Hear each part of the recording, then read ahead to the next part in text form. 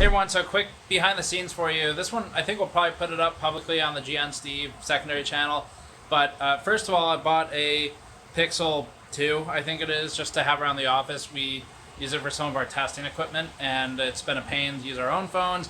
Patrick and I were getting sick of killing our phones. Batteries by using test equipment with it. So this is the phone I'm recording it on right now. Whatever. It's just a side channel video. I don't try quite as hard, sorry.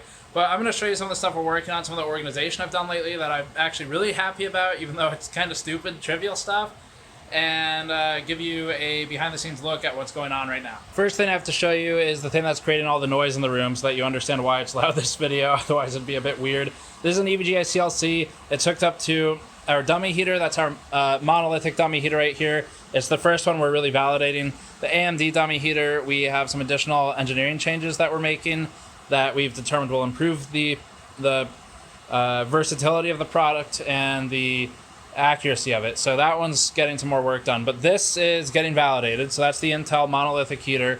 It roughly represents a 9900K, and I'm really happy with it so far. It's 0.02 degrees Celsius run-to-run variance when we have heavy controls in place. So that is phenomenal. That's going to eliminate a lot of guesswork for validating results and for really difficult things to test, like thermal interfaces.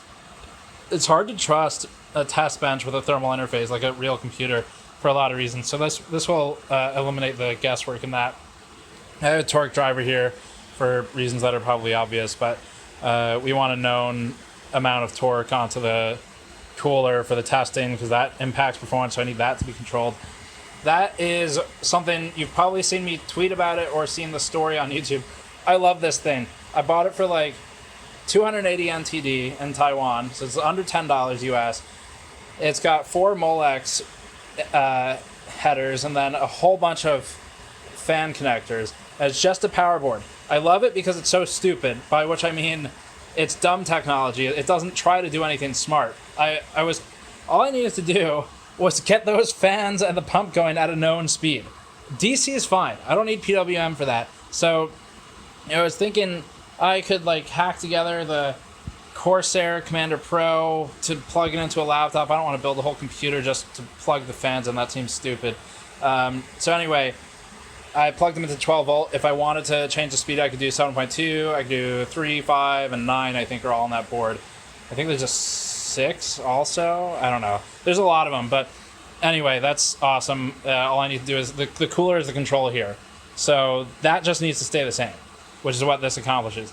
And then I change the interface on the dummy heater. So anyway, that's setup number 1 to show you today. We also have this test equipment running right now. So it's the 1, 2, 3, third from the bottom under the oscilloscope there. That's currently running about it looks like about 270 watts is what I have it set to. So that's running a test at a pretty high wattage. And yeah, that's driving all this stuff. Next thing to look at is over here. I'm not really ready with this yet, but I'm kind of working towards it. This is the new EK AIO. I know, CLC. I'm getting converted. I don't like it. I don't like AIO. I prefer closed loop liquid cooler, CLC. Anyway, new EK one. So I am working on it. I've got it mounted for the 360. We have the 240 also. My immediate goal is to help Brian from BPS Customs do some validation, but I don't know if I'll be able to get to it before he's done with his work. And yeah, so we're going to test that this week. Organization stuff, I love magnets right now. So one of the challenges with working with multiple people, obviously in a space, is that tools go missing all the time, depending on who used it last and where they used it. So I've put magnets in place at each station, and each no.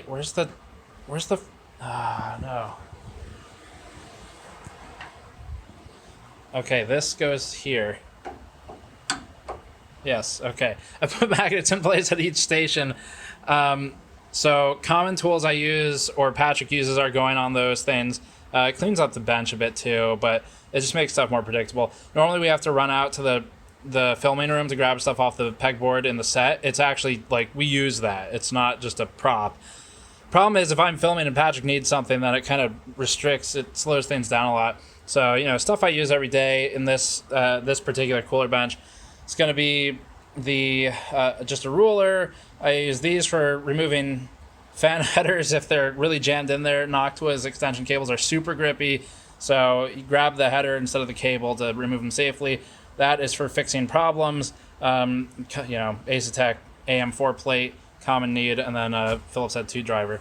And that covers this section. Oh, I guess it's small, but I also did add just a like a magnetic mesh thing there that I've been putting my used thermal paste rags in. They're disgusting. Like this right here. Here's one of Patrick's right now. We get so much mileage out of these, but I've been trying to get them off the surfaces because they get thermal paste everywhere and all over our hands and stuff. So just trying to elevate them a bit. Patrick's been really busy over here running our updated CPU testing suite. We will be publishing that around the time this video goes up, probably plus or minus maybe 2 days. So it's been going great. We've really revamped it. We added code compile in a way that we're finally happy with for once, and a whole bunch of new games. He's got his own magnet as well, although he's lifted all of my screwdrivers out of the tool bag, but that works. That's a good place to put them. Here's his. It's currently hidden behind chairs for reasons which you will become familiar with soon. Here's our case testing corner. So the Phanteks P300A is going through testing now. I think Patrick's got about half of that done. Basically, the way this room is divided is it's kind of like Patrick almost exclusively works in this corner. He does the case stuff over here. And then Patrick fairly exclusively works here on the CPUs. I'll get in there every now and then and swap them out. Or when he needs to overclock a new chip, that's my job. So any overclocking, I get in there and do that myself. I pretty much exclusively use that corner. That's going to be for the coolers, and then coolers plus GPU thermals, and then the new cooler stuff. Here's what's going on in the live streaming area. So I've cleaned it up. That's always a good start. And I've put one Titan RTX underwater already. This is the second one. I'm just covering up the thermal pads right now since it's kind of sitting, but that one's going to go underwater shortly. So this is getting ready for streaming again. That'll be good news for us. And that'll pretty much cover us for the quick behind the scenes for anyone on this channel. Thanks for following us multiple places. Hopefully this is the kind of, it's lighter weight content for me, so it's easy to make. And I need to get myself in the frame there. This camera, I'm not impressed with the lack of wide angleness on its lens, but it's a phone, so whatever. Anyway, yeah, that's it. Got a lot of stuff coming up this week. I have plenty of other things that I'm working on right now in the other rooms, but I can't show you for numerous reasons, either embargo related or competitive related. But thanks for watching. Subscribe for more stuff on this channel. I'll see you all next time.